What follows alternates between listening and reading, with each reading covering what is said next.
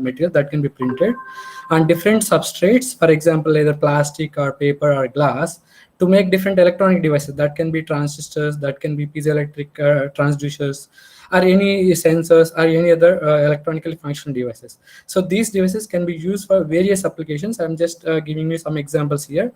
We can see, for example, e-textiles. So where we have a, let's say, smart sensor that is attached to a textile. And when we wear this kind of textile, we can actually feel, or it can actually sense what is the temperature of our body. And also it can find out, let's say, what is the stress level by analyzing the sweat. So not only that, we can also have other application, for example, smart packaging. So if, let's say, if this kind of packaging is there, I mean, where we have a sensor, the sensor can detect whether the food is spoiled or it is still fresh to eat. So that kind of information also we can get with the smart packaging. And also we can have RFID tags, displays, and many other applications. So these are all possible, let's say, using this inexpensive large area printed electronic devices. Okay, so that is the introduction for this printed electronics. So before I go into the topic, I would like to ask you one question. How computers get smaller in size? I think we all know initially the computers are actually size of a room, right, which are very big. And later, by changing some device, they actually reduce the size, but increase the performance as well. And currently, we are using laptops, as everyone have it. And this has much higher performance compared to this one and this one. And what do you think is the reason for this? Why these computers are getting smaller? Anyone?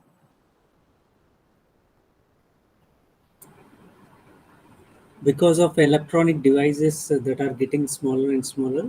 Correct. That's right. What is that electronic device? There is one device that was replaced. Is this transistors?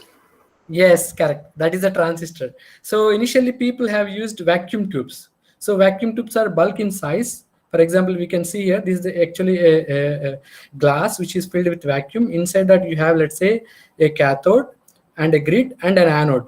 So let's say when you heat the cathode, actually what it happens is it will generate, or it will actually give up the electrons, okay, which can flow from cathode to anode if there is a potential difference. But between the cathode and anode, actually we can place a grid, okay, and we can apply the potential. That way we can control the flow of electrons between the cathode and anode.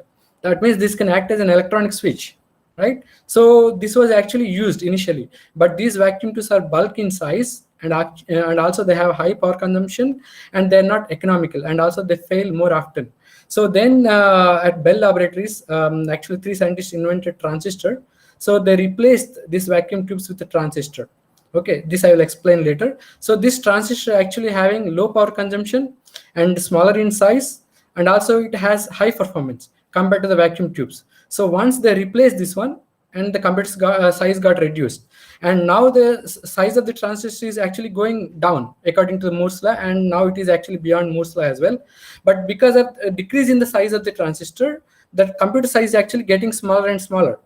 Of course, the performance is also improving. So two advantages we have. One is the decrease in the size and improvement in the performance. So that is happened just because they replaced the vacuum tubes with the transistor. So this is the electronic device that I'm going to talk about in this talk. So the outline of the talk is, let's say I will discuss about, let's say, different materials and energy bands. Then I will discuss about the transistor and applications. So then I will discuss about how to prepare this transistor in an inexpensive way, for example, using printing techniques. So then I will explain about my work where we printed, let's say, oxide electronics and also gas sensors. So again, I have a question here. What is the fundamental difference between these three?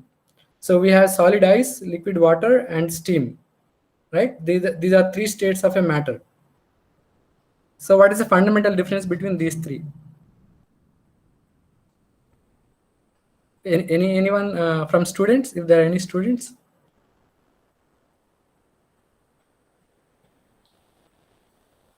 Very simple, right? There is a fundamental difference between these 3. You can forget about temperature, pressure, and external conditions. Distance between interatomic. Correct. Excellent. Right. So it is distance between the atoms. So the arrangement of atoms in these 3 is completely different. For example, if you take a solid ice, it is actually completely crystalline. Okay. So where the atoms are arranged very close packed.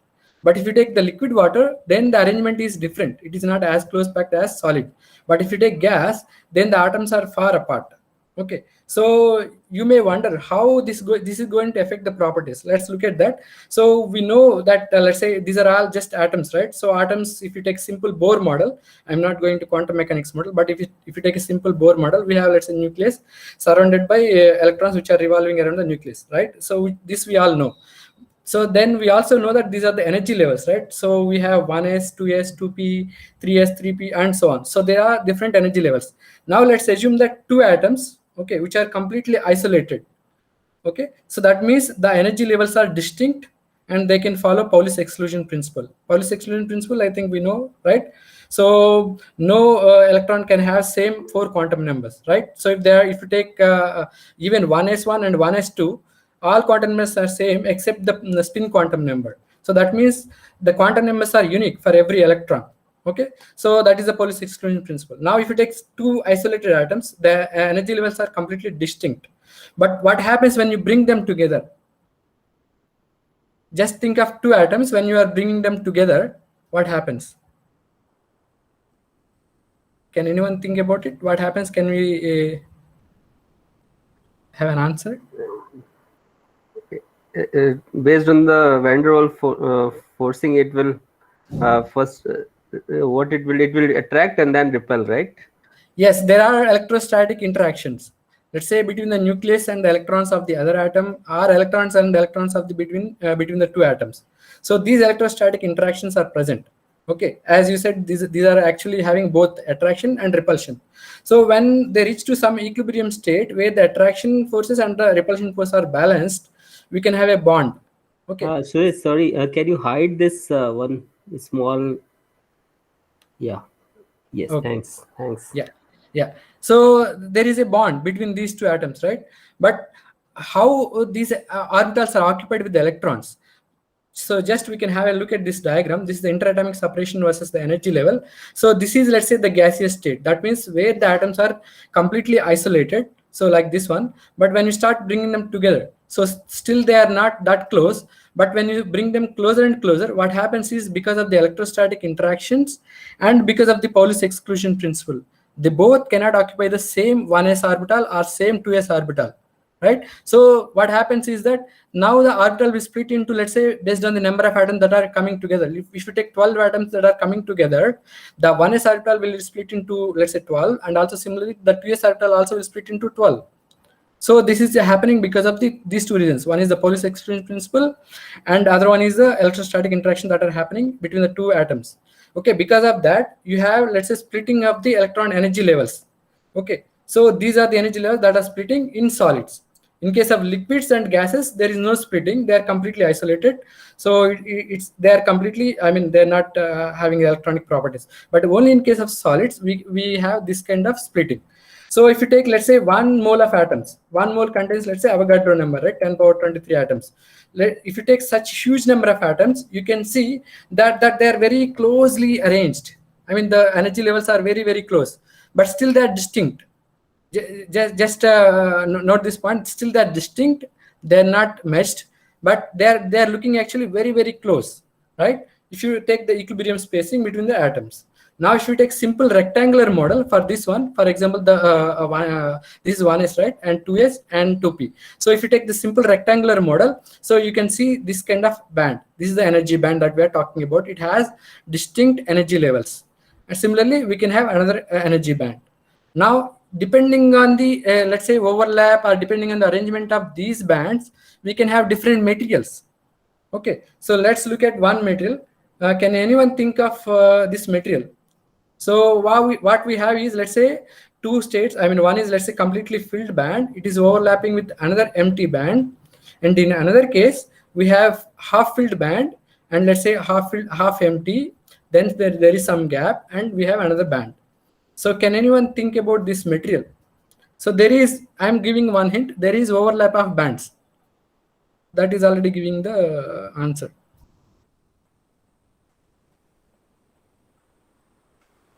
Anyone? We have three kinds of, yeah. I'm not sure, but is it semiconductor? No, there is overlap of bands, right? So that means there is no band gap. So metal. Yes, this is Yeah. metal. Yes. So now we have a question, why there are two different kinds? I'm just talking about metal, right? So we can see one is, let's say, overlap of bands, and the other one is half filled band. Both are metals. So one metal is like functional material. You have layers of material. Is it like that? No, we are talking about pure metal. Oh, I see. I see. Yeah. You can think about the electronic configuration, then we will get the answer. So conducting, non-conducting kind of. You can take the valency. Oh, okay. Yeah. So we are talking about 1s, 2s, 2p, right? For example, if we take sodium, sodium has atomic number 11. Okay, that Okay. means 1s2, 2s2, 2p6, and 3s1. So the valency state is half filled. Hmm. Okay, so that leads to half filled band. But if you take magnesium, it is 3s2. That means s orbital is completely full. So that leads to completely filled band. So in fact, that's why you have different conductivity for different metals. Okay. Okay, because their carrier concentration is different, and the way the bands are arranged is also different. So that is the reason we have different conductivity for different metals. And as you said rightly, if there is a band gap, then we can have either semiconductor or insulator. But the semiconductor case, the band gap is not too high. Let's say if you Small. take silicon, we have a band gap of 1.1 electron volt, right?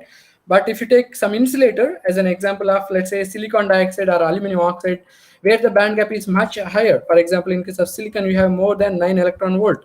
So if the band gap is very high, then it behaves as insulator. So you may wonder why one is semiconductor, why another one is insulator. Because in this case, you need low energy to excite the electron from, let's say, this is called valence band, then this is called conduction band.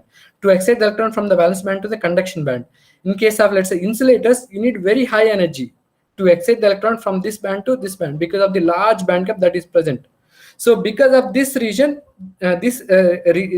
reason, they have different conductivity. So let's look at the conductivity diagram as well. We can see this is the electrical conductivity for different materials. For example, metals, you can see it is as high as, let's say, 10 power 8 Siemens per centimeter or Siemens meter. But if you take the ceramics, which is, let's say, in between the insulating polymers or ceramics and metals, and if you take the insulators, then they have very, very low conductivity, or you can say no conductivity at all, because you can see the conductivity is very, very low, right? It is 10 power minus 18 on the order. If you take the difference between these, it is 10 power 24 to 10 power 26 orders of magnitude difference in the conductivity. And this is the only property that can vary by this many orders. 10 power 24 times it can change if you change the material. And it's not present in any other property for any other materials. So that is one significance for the electrical conductivity of different materials. And the advantage of semiconductors, we have metals, but where we have, let's say, large number of free electrons, okay, which we cannot tune the conductivity of metals that much. And in case of ceramics, we don't have any free electrons, so we cannot also tune any conductivity. But in case of semiconductors, because of, let's say, band gap which is present, and it can be tuned, let's say, by doping or by supplying the thermal energy or by supplying the light energy. So that's why the semiconductors are very interesting for, let's say, electronic devices. Okay, so let's look at some famous example. I mean, one is the famous example is silicon. So silicon is actually intrinsically semiconductor. So the silicon actually having the valence of, let's say, 4. Okay, so what happens is it will bond with 4 other silicon. So this one and this one, this one and this one. You can see it is forming bond, right? So this is actually a diamond cubic structure, silicon. But what happens is at room temperature, it has enough thermal energy to break this bond. Not all, let's say some of them can break this bond, and it can free up that electron and hole. So what happens is it will give up one electron in the bond, and also because of the electron is missing, it becomes a hole, right? So the hole is considered as the positive charge and the electron is considered as the negative charge. So under the influence of electric field, let's say if you are applying the electric field in this direction, then the electron will move in the opposite direction, whereas the hole will move in the same direction as the electric field. So because of the movement of these electrons and holes, we have the conductivity in case of semiconductor silicon. Okay, this is the intrinsic semiconductor where you have majority charge carriers as both electrons and holes. But if you take, let's say, p-type semiconductor or n-type semiconductor, so in case of n-type semiconductor, we have to dope with the, let's say, higher valency element. The higher valency element is, let's say, phosphorus. Okay, phosphorus has valency of 5, whereas silicon has 4. That means 4 electrons are formed in the bond, but 1 electron is completely free. It belongs to actually phosphorus, but it is free now. So because of, let's say, thermal energy, this electron can now free up from this bond, and it can move under the influence of electric field. If there is an electric field, it can move opposite to the electric field, and it can give the conductivity. Now we have the conductivity due to the electrons. We are not talking about any holes here, because the majority charge carriers are electrons in this case, because we doped with higher valency element that is giving more electrons. Okay, material itself is completely neutral. Okay, because we have the number of electrons and the number of protons in the whole material is completely equal. So that means it is not ionized material, but it is only that we have excess electrons which are free to move in the crystal. Okay, we are talking about freely moving electrons. So because of that, we call this one as n-type semiconductor. Okay, so here the majority charge carriers are electrons. And similarly, we can also make p-type semiconductors. For example, if you take boron, it has a valency of 3. Whereas silicon has 4. That means there is one empty space where electron is actually needed, right? So what happens is, let's say the other electron from this bond actually can jump into this one, because the space is available here. Okay, so that means effectively the hole is moving. Now the hole is moving from this place to this place, right? If you apply the electric field, now this hole actually can move in this direction of the electric field, in the same direction as electric field. So that means we have the conductivity now because of the movement of holes. Holes are the positive charge carriers. Okay, so that way we can make p-type semiconductor. Okay, so you may wonder, what is the advantage of n-type and p-type and all the semiconductors? So let's look at one device, which is actually the transistor. And there are different architectures, but I'm just showing you one simple architecture here. So we can take, let's say, a conductor, that means metal, and another conductor that's also metal. And these two we can join with a semiconductor, for example, silicon. And we can separate them with an insulating material or the dielectric material, that is actually silicon dioxide or aluminum oxide or even hafnium oxide.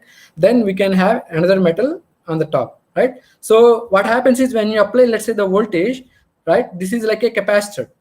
Okay, this is like a parallel plate capacitor. So there will be charge accumulation at the interface. You can see the charges are accumulated. If you take the n-type semiconductor, you have the electrons which are accumulated at the interface.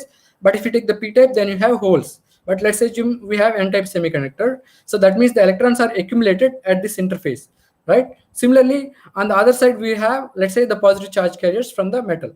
Okay, so this way we have a capacitor formation. But if you create the potential difference between these two, right? If you, let's say, this is grounded, and let's say this is some positive voltage applied in this metal. If you create the potential difference, now the charge carriers can move, right? Because of the movement of the charge carriers, right? We have the conductivity in the whole device. So you may wonder, I mean, metals are also giving conductivity. What is so importance for this one?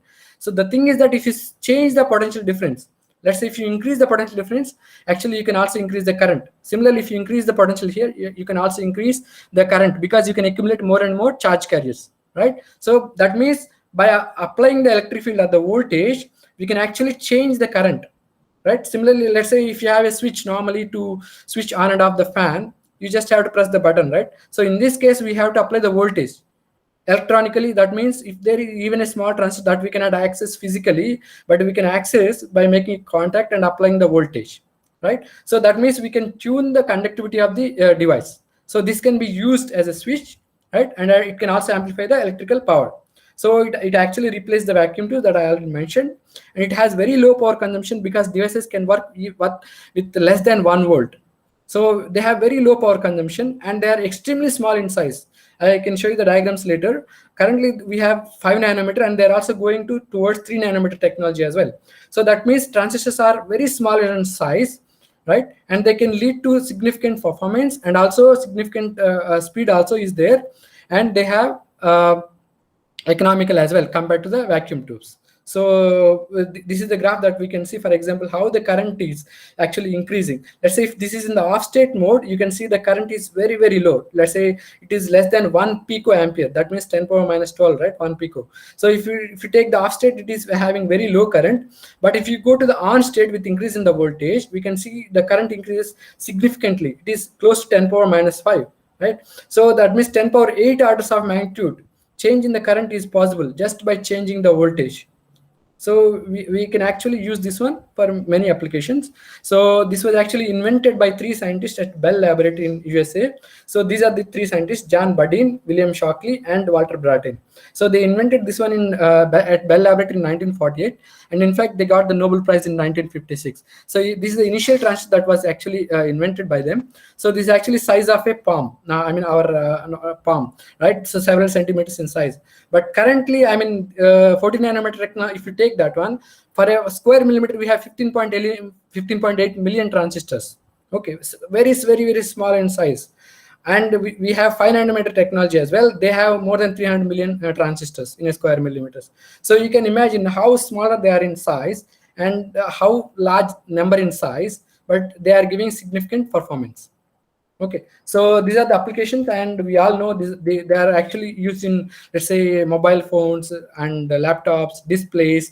Also, they are used in sensors and many applications. They are like omnipresent. Wherever we go, we have this electronic device with our with us, within the form of, let's say, mobiles or displays or computers or television and so on. Many equipment which are having these electronic devices. Okay, so this is the conclusion of the summary of the first part of the talk. So we discussed about the electron energy levels present in different materials, and we discussed about, let's say, metals, semiconductors, and insulators, and how they can be combined in a smart way to make a device that is called the transistor, which can be used for several applications. Okay, I discussed about p-type and n-type semiconductor as well.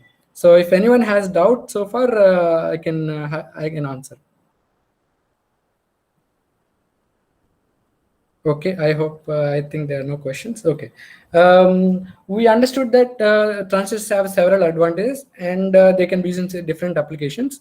Now, how to prepare these transistors? I mean, the conventional MOSFET, for example, if you take this diagram, I'm just showing one diagram. So what they have to do is, like, they have to take a substrate, then they have to deposit, let's say, high K dielectric material, then the gate material. Then they have to implant, let's say, the conducting material of, let's say, highly doped n-type material. Then they have to again put the, let's say, SiO2 and remove that one and deposit the gate electrode material. So all these things have several steps. They have to do lithography. I think most of you know lithography is very complex, and it involves a lot of steps, right? Spin coating, let's say, the photoresist, then baking and exposing and developing and depositing and doing the lift off. So it's a significant number of steps, and it's actually expensive, right? And it is also time consuming. But is there any way to make these ones, let's say, by simple methods that are available? Okay, so people found that they can actually made also by, I mean, not the MOSFET, but other kinds of transistors like thin film transistors. They can be made by inkjet printing. Okay, of course there are other techniques as well people are using, but inkjet printing is one of the famous one which is highly used currently. So inkjet printing, again, it can be used for different devices. So this is a simple schematic of the inkjet printer. This is the cartridge. So where we can fill the ink in this cartridge, and it can go through this head, right? Here we have the nozzle. I will explain these things as well. So which can be used, let's say, on the substrate to print different devices. So we can also compare, is there any advantage of this printed electronics compared to conventional electronics, right? So the conventional electronics are actually high cost and high-end applications. High-end means laptops, smartphones, and so on. So these are used for high cost and high-end applications, whereas the printed electronics are for low cost and low-end applications. So that means printed electronics can be used for, let's say, simple sensors or RFID tags. So any use and throw sensors can be actually made by a printed electronic concept. So that means these are complementary to conventional electronics. So we can also compare different, let's say, parameters. One is the integration density. Let's say that means for square millimeter, how many transistors can be present, right? So if you take the printed electronics, the density is actually very low because their printing, the resolution is not that great. But if you take the conventional electronics, the resolution is very high. We already saw that they can be have millions of transistors, right? So this is one disadvantage for the printed electronics. But if you take the switching times, again, the resolution is not that great. So they have long switching times compared to conventional electronics. These are high-speed devices. But are there any advantages? If you take the areas, it can actually print several kilometers. Okay, you can take a roll-to-roll printer and you can print kilometers of devices. Or you can print any substrate, or even on a fabric, okay, on a paper. So anything is possible. I mean, printing is possible on any kind of substrate, and you can have large area, and substrate can be flexible as well. Whereas in this case of conventional electronics, where you have, let's say, silicon as a substrate, right?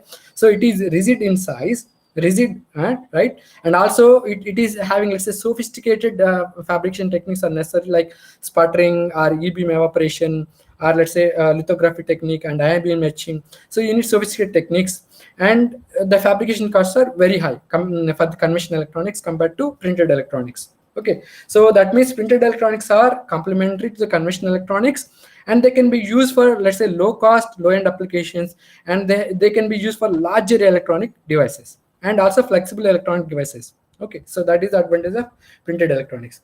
So we can see the inkjet printing principle here. So inkjet printing, let's say, having, let's say, the nozzle. Okay, it is having a piezoelectric transducer. So if you apply the voltage, because of the positive pressure wave that is actually present, so that will actually push out the droplets from this one, so which can be deposited on the substrate.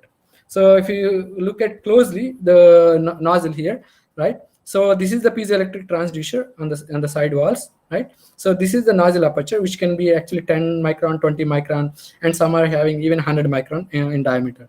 Now this is the reservoir where we have the supply of the ink. So this is considered as the open end, and this is considered as the closed end. Let's say when you apply the voltage, right? So initially what happens is this will actually expand, right? So because of that, you will have a negative pressure wave, right? Because of the negative pressure wave, the pressure wave will split into two, and it will travel in two directions. One is, let's say, towards the open end, other one is the closed end. And now they reflect back, but meanwhile the voltage is dropped, right? Because of that, there will be contraction, right? So because of that, what happens is you have a pressure wave, the positive pressure wave. Now the amplitude of this one will be doubled, and the negative one will be annihilated. So at the end, what we have is, let's say, the positive pressure wave, which is actually amplitude in double. So because of the positive pressure wave, that is giving the enough kinetic energy, okay, for the fluid, so which is overcoming the surface energy which is present at the nozzle. So then the droplet can be ejected. Okay, so we understood that we can actually using the piezoelectric transducer, we can apply the positive pressure wave and eject the droplet. But is it possible to print all kinds of fluids? No, actually, it's not possible to print all kinds of fluids. There are certain parameters to look at. So one parameter people found that is inverse one such number, which is actually the ratio of Reynolds number by square root of Weber number. So I think everybody knows what is Reynolds number. Can anyone remind me what is Reynolds number and what is the significance of it?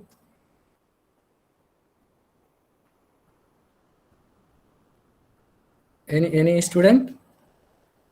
Reynolds number?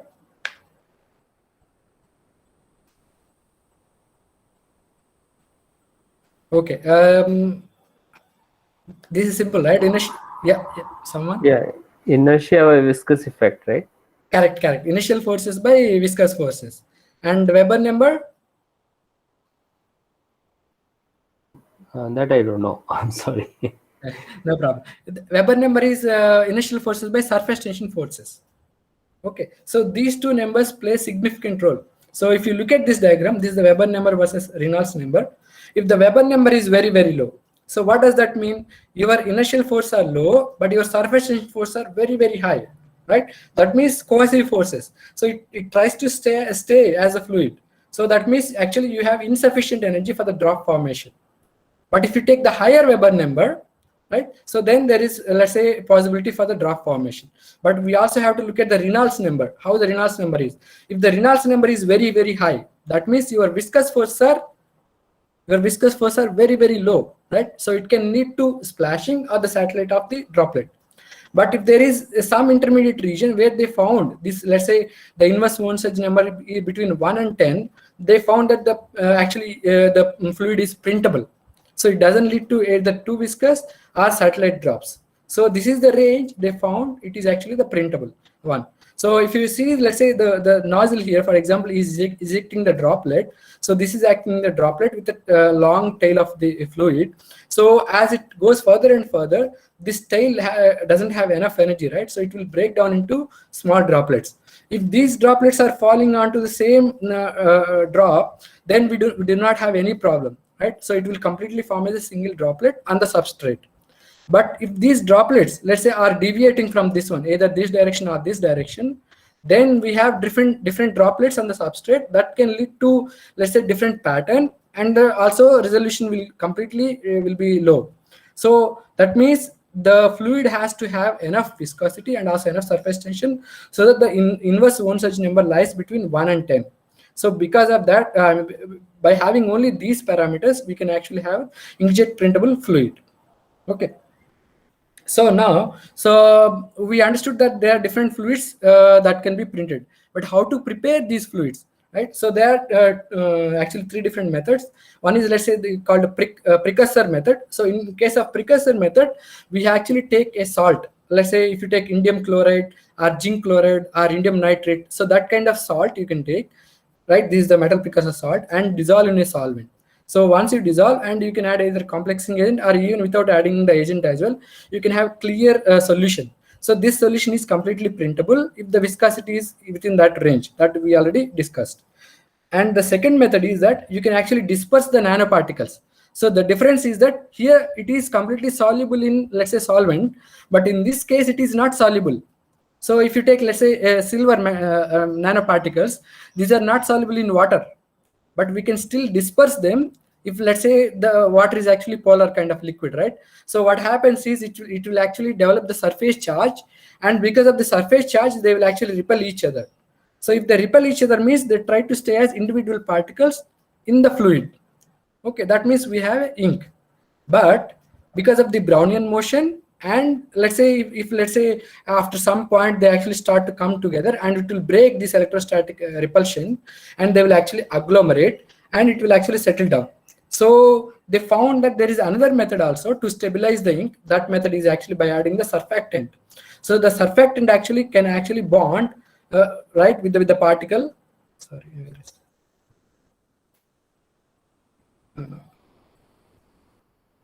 Yeah. So if you take the particle here, it will bond to the surfactant, right? These are the surfactant. And if you see closely, so these 2 particles are actually separated because there are certain polymers or surfactants which are completely repelling with the other, let's say, particle. So because of that, we have dispersion of the particles as well. And there is another method in this one. You have combination of both electrostatic and steric dispersion. Okay. So that means you have both charge and also surfactant. So which will also repel the particles so that they don't agglomerate, and still they stay as completely individual particles.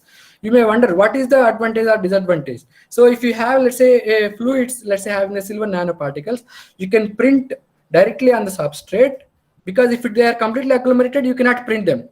They become like a sedimentation in the inkjet printer itself. Right? They have to stay as individual particles. That means if they are staying as individual particles in the fluid, you can print them. Once you print them, you can actually sinter them and make a pattern. Okay. And in case of precursors, what we have is a salt. That salt we have to heat at high temperature so that the salt will convert into respective material or respective oxide material. If you are, let's say, having the oxide precursors, or if you are having the metal precursors, you can also get the metal.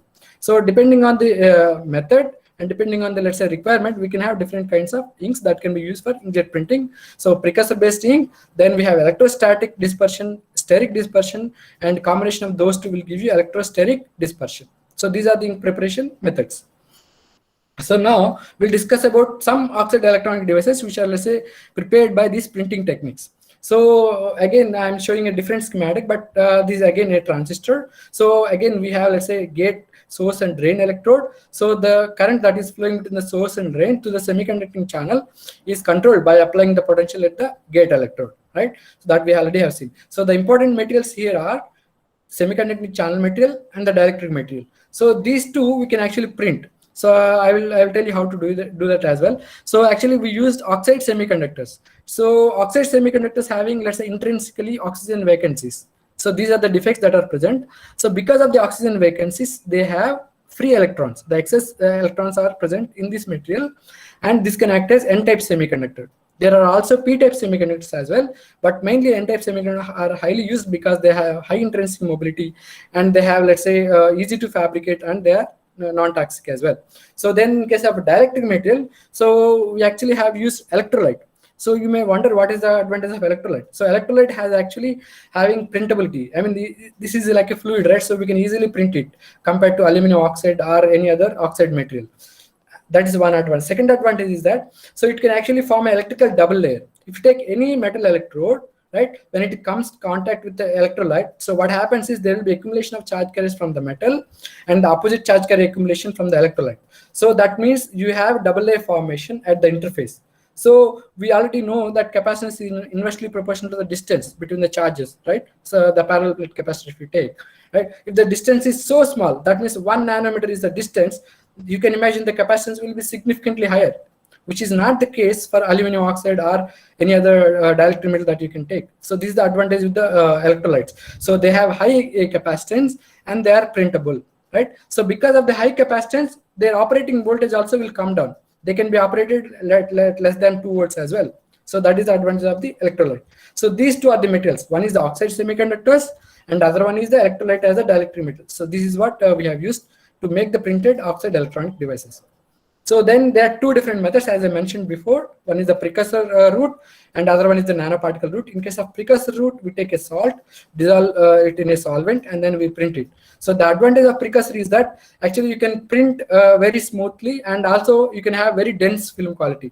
The pores also very, very small in size compared to the nanoparticulate film. So which we can see here, for example. So if you take the nanoparticles, they are surrounded by surfactants, right? So the density is not so high compared to the precursor film.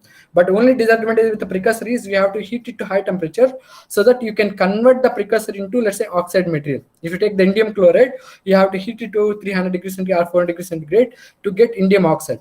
Whereas if you take the nanoparticulate one, you can already have the prepared nanoparticles, indium oxide nanoparticles, which are prepared either by sol-gel route or a precipitation route or any other route. You can have the nanoparticles which can be dispersed and completely printed at room temperature, and the device can be processed at room temperature. But the disadvantage is that the densification is low. So in this case, I have used some photonic curing methods to remove the surfactant molecules so that we can also densify the film and we can improve the performance. So these are the two methods I have used. Then the fabrication techniques involve. So here I have used both indium oxide precursors and also indium oxide nanoparticulates. So in case of precursor, I have used the glass substrate. In case of nanoparticles, I have used the flexible plastic substrate. This is polyethylene naphthalate substrate. So on this substrate, we did lithography and pattern the electrodes. After patterning the electrodes, we deposited, let's say, precursor in case of glass substrate one, and nanoparticles in case of plastic substrate. So then we have to anneal at high temperature to convert the precursor into, let's say, oxide. And in case of, let's say, the nanoparticulates, we don't have to anneal it, but we have to use photonic curing methods to remove the surfactant. So in this case, we have used UV or laser curing techniques to remove the surfactants and densify the nanoparticulate film. So then we printed the electrolyte to make the final device. So this is the final device. We have source, drain, and gate electrode. And then we have the semiconducting material between the source and drain. On top of that, we have the electrolyte. Okay, this is the final device.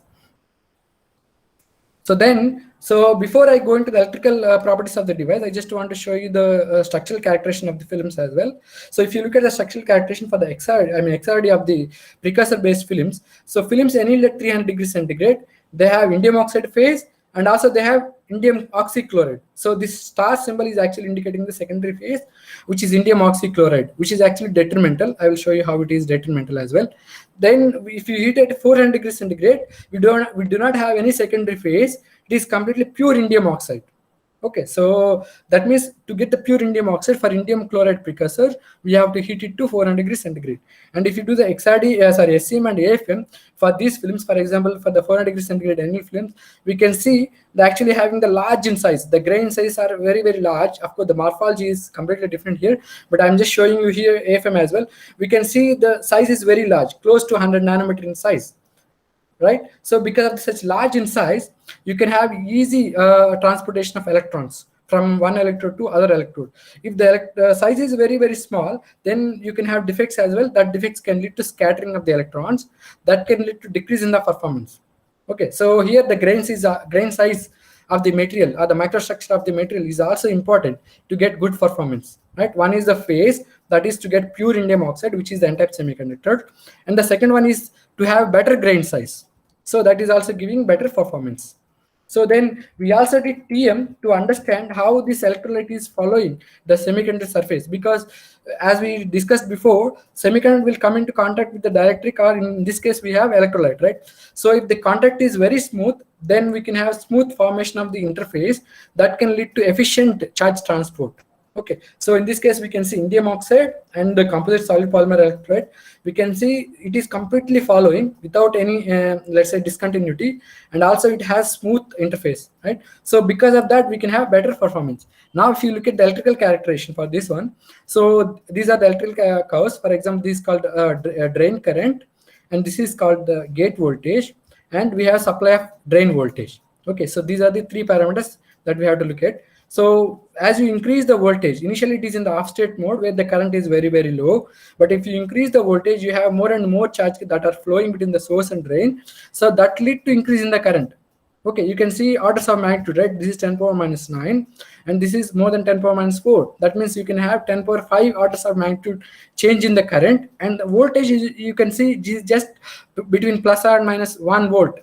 So very, very low voltage, right? Which is not the case if you take the conventional dielectric, unless you go to very thin dielectrics, and they have, let's say, higher currents as well. You can get more than 10 power 4 or 0.1 milliampere, right? We can get higher currents. But if you see the other graph, this is called drain current versus drain voltage. And when we vary with gate voltage, we can actually get different curves. These are varying with different curves, right? So if you see this one, initially it increases the current, but then normally it has to saturate. But actually what happened is that current actually decreased. So this is called the negative differential resistance effect, right? This is observed in all cases. The negative differential resistance effect is due to the secondary phase, which is actually acting as a charge trap. So secondary phase we already discussed it, that is indium oxychloride, which is present for a 300 degree centigrade anneal sample. So because of the secondary phase which is present, which is insulating in nature, right, and it is actually acting as a charge trap. So because of that, the current is actually decreasing. And if you see for 400 degree centigrade anneal samples, we do not see such behavior. It is actually increasing and saturating, right? So, and this is also normal one. We have off state one and increase in the current. This case we have higher orders of magnitude change in the current, 10 power 7 orders of magnitude change in the current. So that means if you compare both performance of these two devices for 300 degree centigrade anneal sample and 400 degree centigrade anneal sample, we can see on-off ratio is higher in this case. Also, we have subthreshold slope. That means how quickly you can switch off the device. That's also very low. And we can see the mobility is very high. That is 126 centimeters per volt second. So mobility is nothing but how quickly the electron actually can transport from one electrode to the other electrode through the semiconducting material, right? So if the mobility is very high, that means it is actually the high performance device. So we can see the performance is higher in this case. That is because we have large grain size, and also we have pure indium oxide phase, and also we have smooth interface with the electrolyte. So these are the reasons for getting the high performance devices. So then we also demonstrated a simple logic circuit. This is simple logic. This is actually called CMOS inverter. So what it does is it inverts a signal. So that means if you have a low input, you can get high output. I think you might have heard about NOT logic gate. So for example, if it is 0 input, then the output will be 1. If the input is 1, then the output will be 0. So this is called NOT logic gate, right? So this can be made by using the combination of NMOS and PMOS transistors. Okay, so here is the circuit diagram where we have, let's say the same thing here, the printed device.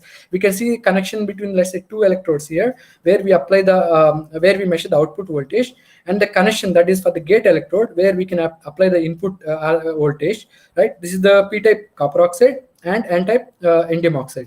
So this is the schematic of the device. So we made the device and we measured the electrical characteristics, and we found that this is behaving like a ideal CMOS inverter. That means if you have a low input, if the input is, let's say, between minus 0.5 or let's say even up to 0.1 or 0.2 volts, when the input is very, very low, your output is very high. it is close equal to the drive voltage that we are applying. That is VDD equal to 1 volt also, or VDD 1.5 volt. That means your output is very high, and then there is a transition region. After that, if your input is very high, now you can see the input is 1 volt, but your output is low, right? So your output is actually close to 0. So this is exactly behaving like a not logic gate. So for the low input, you have a high output, and for the high input, you have a low output. Okay. So, and if you take the derivative of that, you can see the signal gain, that is dV out by dV in. So the signal gain is actually close to 21. So that means the printed oxide electronics also can be used for logic gates. So this is also the demonstration first time, in fact, by using printing techniques, we demonstrated this one. So then we also used, let's say, nanoparticles to make the transistors, again on the flexible plastic substrate, to demonstrate that we can make flexible electronic devices using printing technique. Okay. Initially, the nanoparticles that are printed by actually cured by UV visible curing technique. So the UV visible curing technique is having, let's say, the spectrum from, let's say, UV range to the visible range completely. So it's not a monochromatic spectra. So that leads to different energy. So that leads to different curing of the nanoparticles that we can see, for example, in this case here, right? So not all surfactant will be removed, and not completely it is densified, but still it leads to improvement in the performance. It is 8 centimeters per volt second. And if you take, let's say, UV laser curing, so in this case we have, let's say, monochromatic wavelength. Okay, imagine the wavelength is, let's say, completely having the UV range, and it has high energy, right? So because of the high energy, it actually can remove the surfactant molecules effectively, and it can densify the film. At the same time, we have to be very careful that we should not damage the flexible plastic substrate. So we have to apply the low energy, and also we have to choose what kind of laser we can use. So we found that using the UV laser and also applying the low power, we can actually densify the films, and we can improve the performance. So now the performance is actually 12 centimeters per volt second. And if you compare the same thing with, let's say, without any curing, if you're not curing the device, you can see the performance is 0.95 centimeters per volt second. Right? The performance is improved drastically if you use, let's say, either UV laser curing or UV visible curing, because of the removal of the surfactant. And we can demonstrate that we can make flexible electronic devices. So next, I will show you some organic field effect transistor-based gas sensors. So here again, the structure is slightly different. In this case, the semiconductor is on top of the source and drain. Okay. So why? Because now we have to expose the semiconductor to the gas molecules or the volatile compounds, volatile organic compounds. So VOCs are gases we have to expose, so that we can get some change in the electrical conductivity of the semiconductor. Okay, that we can able to measure. So now let's look at one diagram. For example, this percentage response, that is delta I by I. Delta I is nothing but change in the current by initial current into 100. That is a percentage response, and the time. So if you take just one molecule that we used, that is ethanol molecule. So you may wonder why ethanol or why alcohol. So alcohol, we know for the if police want to test whether someone is has drunk and driving. So that way we need alcohol sensor, right? So, and not only that, our metabolism also actually indicates based on, let's say, amount of alcohols or ketones, how we emit. In fact, we also emit from our breath, right, different volatile organic compounds. So based on the analysis of that one, we can also find out whether we are healthy or whether we are having some disease. So that's also possible by detecting these compounds. Okay, so ethanol was used. So we can see initially there is very low or very small change when you are supplying the air, but when you expose to ethanol, then we can see significant change in the current. So this is 618 parts per million, and if you increase the concentration, you can see increase in the response. Okay, so that means the sensors are sensitive to ethanol molecule. So that is the conclusion I'm giving, and we can detect 600 parts per million as well with using this ethanol, using this organic field effect transistor. Okay, so not only that, we also detected octanol molecule. So octanol molecule is having longer chain compared to ethanol molecule. So the polymer that we use, the polymer semiconductor that we use, actually having hydrophobicity in nature. So that means if you have a longer chain of molecule, it has having different hydrophobicity compared to shorter chain molecules. So that can lead to different interaction. So now you can see the detection level actually improved. It is 3 parts per million. Here it is 600 parts per million, but it is 3 parts in case of octanol. So we can detect extremely low levels of octanol molecule as well. Okay. So not only that, we also detected, let's say, methanol, ethanol, butanol, and octanol. And the comparison, we can see the percentage response versus concentration. So in case of ethanol, we have, let's say, not significant response. But if you go to octanol, we have significant in response. And also it can detect low parts per million as well. I mean, 3 parts per million it can detect. So that means if you increase the chain, it's you can see methanol, ethanol, butanol, and octanol, right? So with the octanol, you can have longer chain compared to methanol and ethanol. So if you increase the alkyl chain of the molecule, you can increase the polarity. So if you take just polarity, comparing with the water, you can see the polarity of this one is much lower compared to methanol or ethanol. So that means you can have better hydrophobic interactions, and that can lead to better change in the current. Okay, so that means we can have higher sensitivity as well. So then we also detected ketones. So ketones are also, detectable using this OFETs. So we can detect 35 parts per million, and if you increase the concentration again, we can see increase in the response. And we also detected other ketones as well, acetone, butanone, and octanol. Here also again we can see with increase in the alkyl chain, we can have better response and better sensitivity level. Again, we can see that the polarity of octanol is, let's say, lower than the acetone. So then similarly esters. So you may wonder why esters. So for example, if you take strawberries actually emit different esters. Because of these esters, actually we feel that smell. Okay, so if they are fresh, they emit different esters, and if they're spoiled, they emit other kinds of esters. So that means by analyzing the ester molecules, we can find out whether the strawberries are, let's say, spoiled or whether they are good to eat. Okay, so in fact, some companies are doing research on this one to find out whether we can make some sensors which can, let's say, keep in, let's say, different fridge or somewhere in the supermarket, and we can find out by, let's say, remotely whether the food is spoiled or not. Okay, that's also is one application. So we found that we can also detect ester molecules, and again we have the comparison. With comparison, what we found that if you have the longer chain ester molecule, we have better sensitivity level and better detection. Okay, so so one application, so this is actually the real application. So we had to we collaborated with the different companies in UK. So there we found that these OFETs can be used to detect body odor as well.